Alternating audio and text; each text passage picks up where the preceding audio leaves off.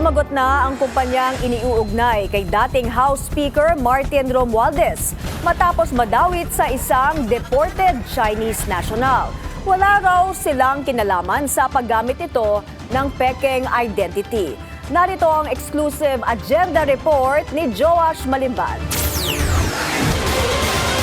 Limitado lang sa iisang corporate transaction ang interaction ng Romualdez family-linked Mark Ventures Holdings Incorporated at ng deported Chinese national na si Steven Herrera. Ito ang pinanindigan ng kumpanya sa ipinadala nitong statement sa Billionaire News Channel.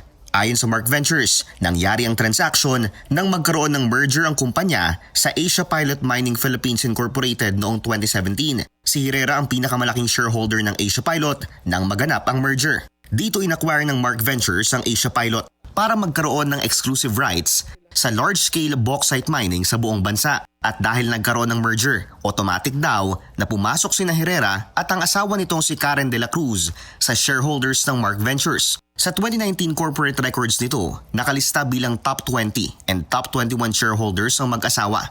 Sa mga panahon daw na ito, nagsagawa rin ng due diligence ang Mark Ventures sa anilay relevant assets at transactions ng Asia Pilot. At dahil nakapagpresenta raw si Herrera ng government-issued identification, hindi na raw nila kinailangan pang magsagawa ng further verification at additional personal background investigation. Ayon sa Securities and Exchange Commission documents na nakalap ng Billionaire News Channel, kasosyo ni Herrera sa iba pang kumpanya ang ilang personalidad na top shareholders at directors ng iba pang Romualdez family-linked companies. Kabilang dito, sina Roby C., na nagsisilbing director ng Mark Ventures hanggang sa kasalukuyan, at sina Isagani at Rodolfo Yu na nasa top 10 shareholders ng Mark Ventures noong 2019.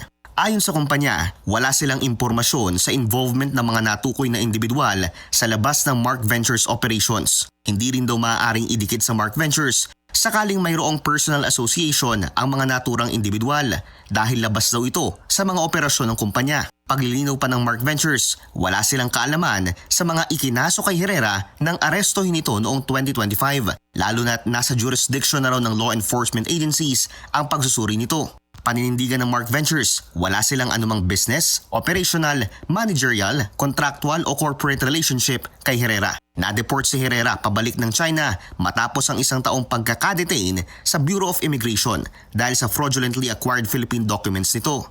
Kabilang ang late registered birth certificate at Philippine passport. Filipino rin ang declared nationality niya sa lahat ng kanyang SEC documents. Inimbestigahan din si Herrera sa possible links nito sa isang Chinese espionage network sa bansa. Para sa agenda, Joash Malimban, Billionaire News Channel.